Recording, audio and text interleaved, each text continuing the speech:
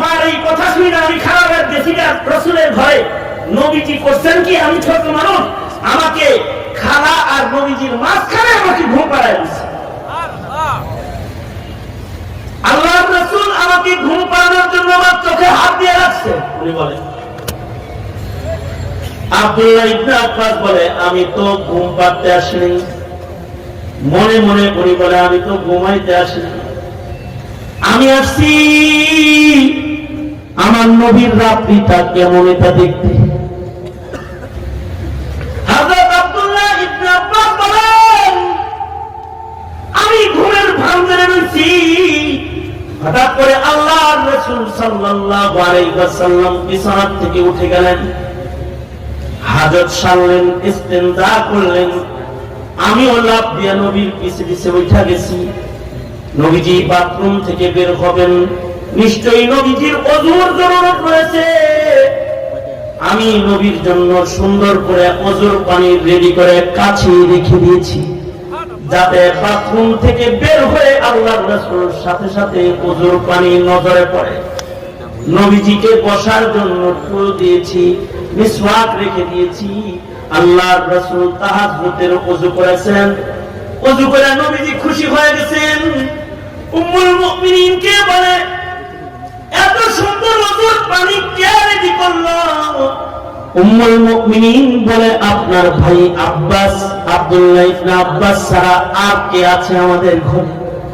আল্লাহর রাসূল বললেন, আব্দুল্লাহ কোথায়? কোথাও আছে, ডাক দেন, ধরে পেয়ে যাবেন। আব্দুল্লাহ ইবনে আব্বাসকে ডাক দিলেন আল্লাহর রাসূল। আব্দুল্লাহ কই? আব্দুল্লাহ দৌড়ে চলে আসেন, এসে বলে, কই গিয়েছিলে, কোথায় ছিলে? কয়, রাসূল ঘরের বাইরে গিয়েছেন ইস্তেনজা করতে। আল্লাহর রাসূল ঘরের বাইরে এসেছেন, আমি নবীজির বাহির পাশটা পাহারা দিতেছি। কোন দুশমন নিয়ে আবার আল্লাহর রাসূলের উপরে আক্রমণ না করে। এই ওযুর পানি কে রেডি করেছে? আমি রেডি করেছি। আল্লাহর রাসূল বলেন, আব্দুল্লাহ তুমি এত খেদমত, এত সতর্কতা এই বয়সে তোমার, আমার দিল খুশ হয়ে গেছে। আসো আসো, আমার বুকে আসো। আল্লাহর রাসূল আব্দুল্লাহ ইবনে আব্বাসকে বুকে লইয়া দোয়া করলেন, আল্লাহুম্মা ফাক্কিহহু ফিদ্দীন ওয়া আল্লিমহুল কিতাব ওয়াল হিকমা। ওগো আল্লাহ, তুমি আমার আব্দুল্লাহ কি কোরআন হাদিসের সর্বোচ্চ ইলমটা দান করো। নবীজি দোয়া করছেন, আর নবীর সিনার ইলমটা কপি হইয়া ব্লুটুথ সিস্টেম হযরত আব্দুল্লাহ ইবনে আব্বাসের সিনায় চলে গেছে। এখানে উনি কোরআন বেশি বুঝতেন।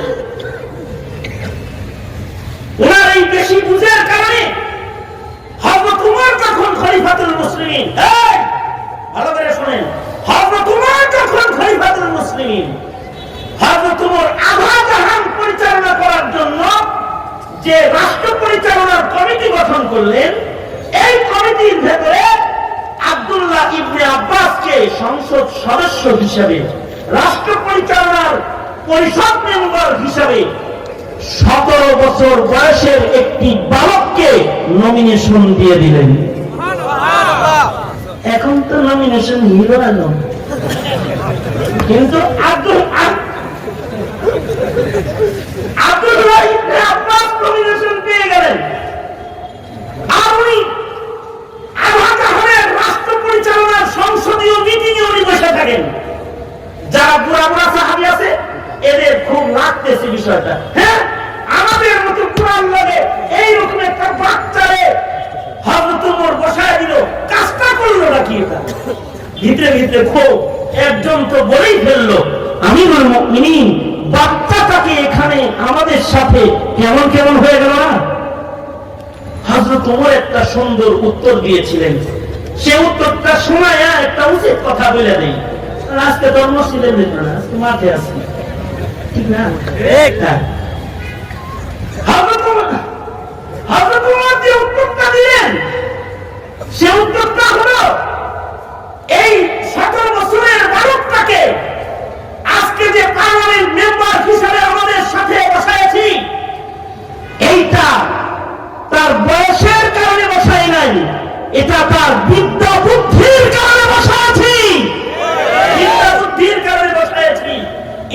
কারণে বসাইছি, কারণ তার কাছে ইলমের সাগর আছে। আমরা যদি আধা জাহান পরিচালনা করতে গিয়ে কোনো ভুল করি, তো এই বাচ্চাটা জায়েজ না জায়েজের শিকল টেনে আমাদের লাগাম ধরে টেনে বলবে দোজখের পথে যাস না, বলতে পারবে সে। এই কারণে তাকে রাষ্ট্র পরিচালনা পরিষদের সংসদ সদস্য বানিয়েছে।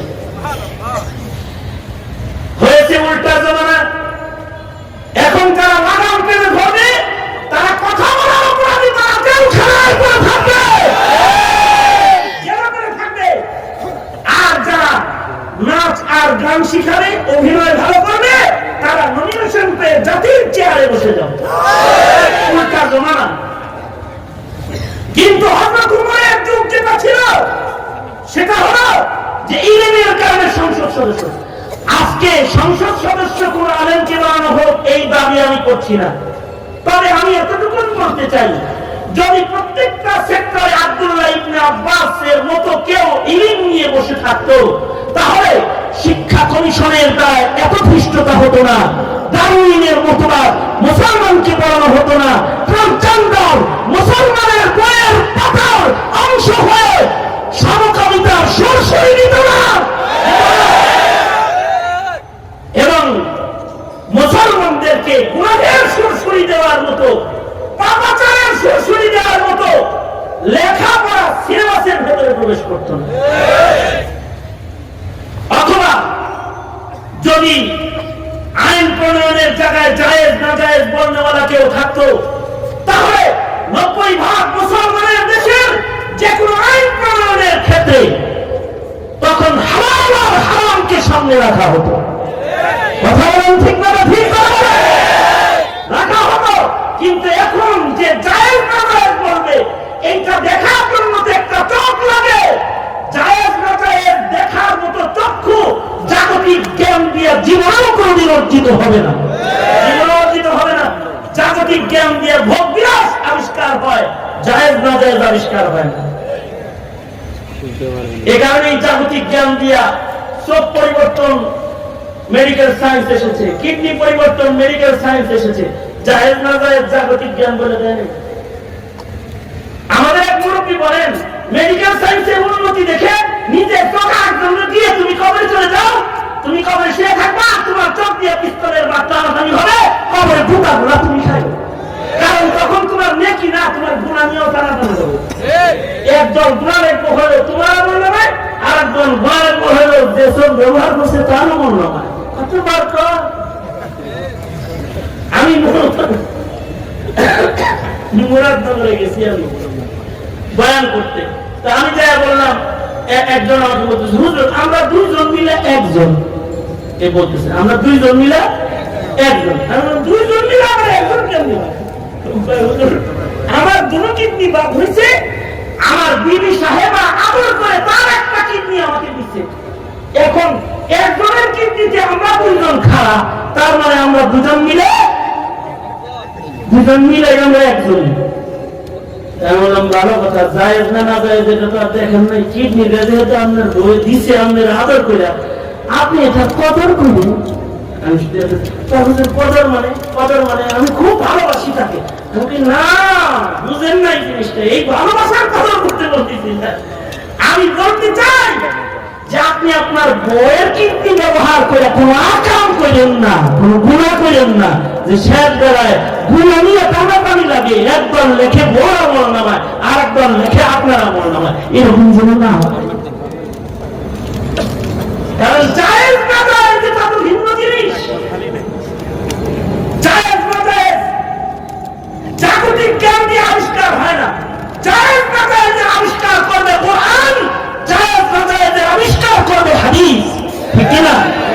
মুসলমানের জায়েজ না জায়েজ আবিষ্কার করে দেবে কোরআন, আবিষ্কার করে দেবে হাদিস। এর জন্য ইলম দরকার, এজন্য ইলমের কদর থাকতেই হবে। এই হলো আব্দুল্লাহ ইবনে আব্বাস। আরেকটা ইলমি কথা শুনুন, সেটা হলো ১৬ লাখ সাহাবীর ভেতরে আব্দুল্লাহ ইবনে আব্বাসই একমাত্র সাহাবী যিনি সরাসরি নিজের চোখে ফিরিস্তাকে আসল আকৃতিতে দেখেছেন। বাড়তেছে, চুল বাড়তেছে। আমি এখনো ফিরিস্তা দেখিনি। আপনারা তো দেখছেন ফিরিস্তা? দেখলে বলেন, আপনাদের কমসকম দেখে একটু ফজিলত আছে। মনে করেন যে আমিও দেখি নাই, আপনারাও দেখেন নাই। হয়তো যার বয়স 100 বছর সেও ফিরিস্তা দেখে নাই। এই দুঃখেই নাস্তিকরা কয় ফিরিস্তা নাই। নাউজুবিল্লাহ, আস্তে করে বলেন না। এই দুঃখেই নাস্তিকরা বলে দেখলাম না কেন? এরা ফিরিস্তা মানেই না। অথচ বলুন তো আওয়াজ করে, ফিরিস্তা আছে না নাই? আরো যারা বলেন ফিরিস্তা আছে না নাই? ডান কাঁধেও আছে, বাম কাঁধেও আছে, কেরামান কাতিবিন, দুইজন আছে, কিন্তু দেখা সাক্ষাৎ কারণ হয়নি। আর ফিরিস্তা যেমন সাথে আছে, তেমন আমাদের সাথে আরেকজন আছে, শয়তান লানাতুল্লাহি আলাইহি। শয়তানের সাথে আছে, কিন্তু শয়তানের লোভও কি কারণ? শয়তানের লোভে দেখা হয়েছে? আমের মা হইল আমিরে মুয়াবিয়া হয়েছে। আমিরে মুয়াবিয়ার সামনে শয়তান মানুষের আকৃতিতে আয়া ডাকে আর কয়, উড়েন উড়েন, তাহাজ্জুদ করেন। তো আমিরে মুয়াবিয়া বলে, তুমি কি আমার ঘরের ভিতরে একা ছিলাম? আমি আপনার রবের দা, সবসময় আপনার সাথে থাকি। কে তুমি? আমি শয়তান। তুমি জাগাই দিছো কেন? দুঃখে জাগাই। কি দুঃখ? গত কয়েকদিন আগে ঘুম পাড়াইছি, সারাদিন কাঁদছেন, সারা জীবন তাহাজ্জুদ পড়ে জাকামাই করছেন, একদিন কান্দে কাছে বেশি নিছে। আবার আজকে আবার ঘুমাইতেছেন, এই জন্য জাগাইতে আইছি। তাহাজ্জুদ পড়ে ধীরে ধীরে সামনে জানি কান্নাকাটি আর ভালো লাগে না, ওদের তো নামাজ পড়ে। হ্যাঁ, শয়তানও দেখতে পারে, ফিরিস্তাও মানুষ দেখতে পারে। তবে ফিরিস্তা ও জিনের আসল আকৃতিতে মানুষের সাধ্য নাই ফিরিস্তা দেখার, আসল আকৃতিতে মানুষের সাধ্য নাই জিন দেখার। তবে এটা সাক্কালবি আশকালি মুখতালিফাতিন, জিনেরা বিভিন্ন আকৃতি ধারণ করার ক্ষমতা তাদের আছে। ভিন্ন আকৃতি ধারণ করলে মানুষ তাদের দেখতে পায়। কোরআন বলে, কোরআনে কারিমে সূরা মারইয়াম খুলে দেখুন, কোরআন বলে যে ফেরেশতা জিবরাইল মানুষের আকৃতিতে, পূর্ণাঙ্গ একটি মানুষের আকৃতিতে হযরত মরিয়মের ভয়ে ভুইকা বলে, আমি তোমার রবের দূত ফেরেশতা জিবরাইল। সুরত নিয়ে গেছে কোনটা? ফেরেশতার সুরত না মানুষের সুরত? কোরআন বলে মানুষের সুরত নিয়ে গেছে। যায়া বলতেছে যে তোমাকে তো আমি সন্তান দিতাম না আল্লাহর পক্ষ থেকে।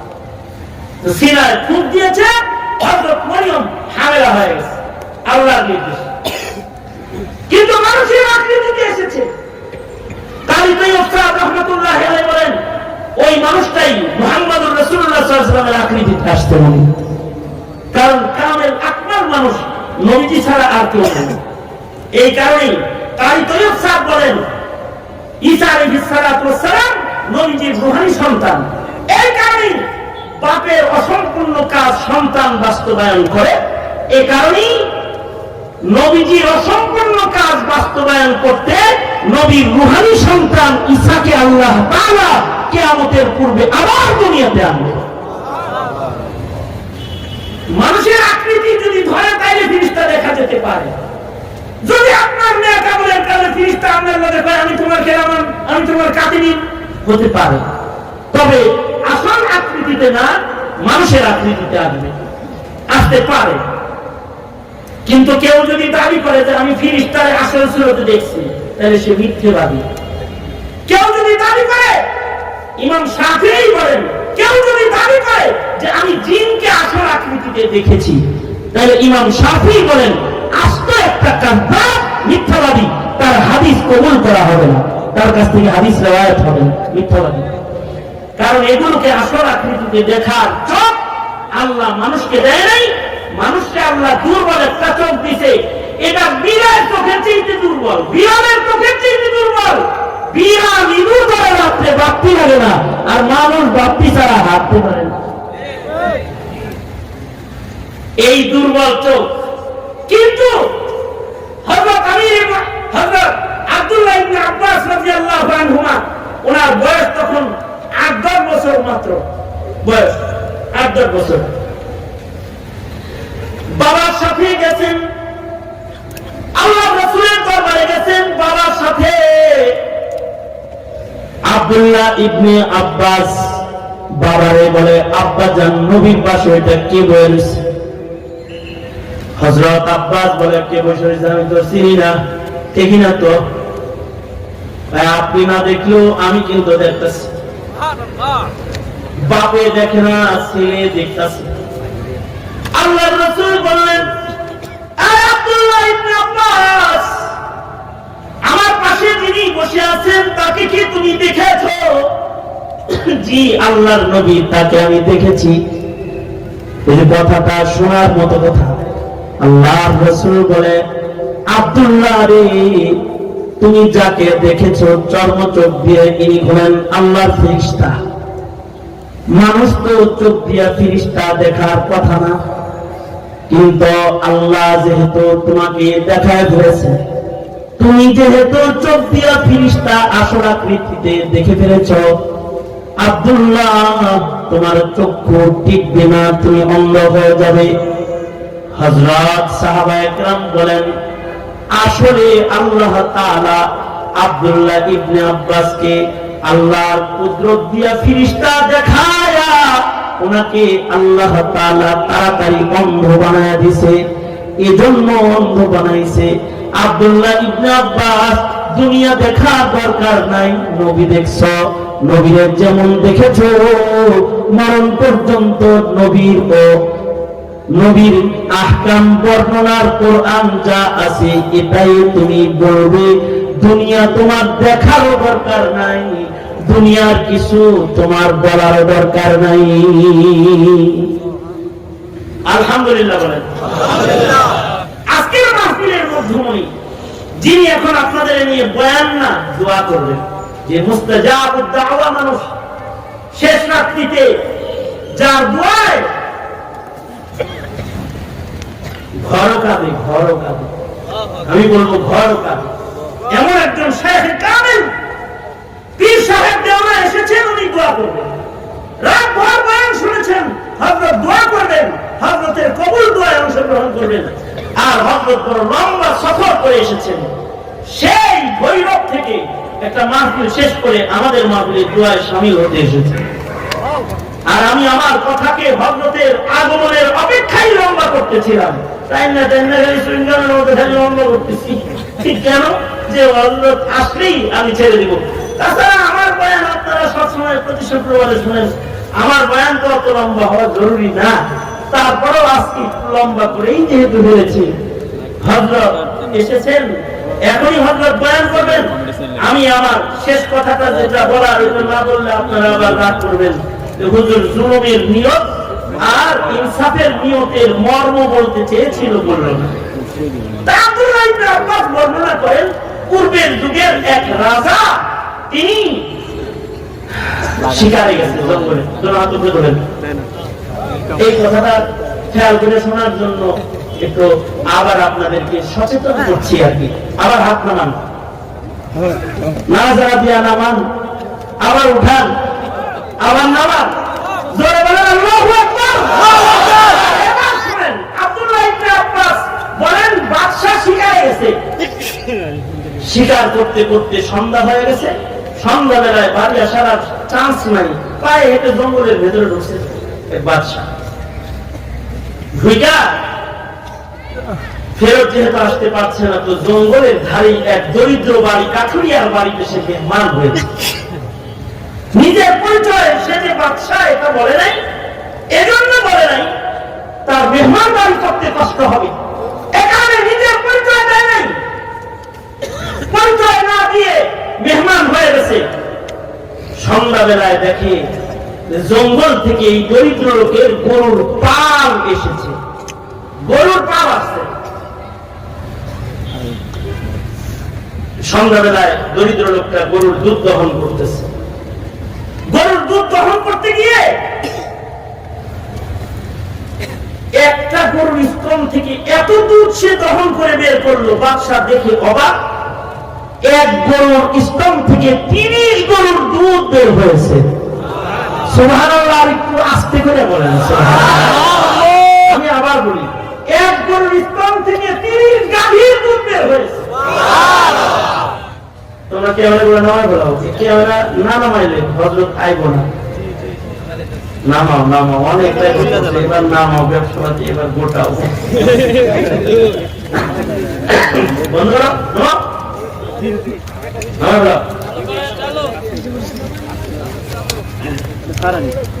এক গরুর স্তন থেকে কয় গরুর দুধ আইছে? বন্ধ করে দিস, বন্ধ। সব হয়েছে, সব নামা নামা নামা নামা, দোয়া হবে, দোয়া তোমার ক্যামেরা নামা, সব নামা।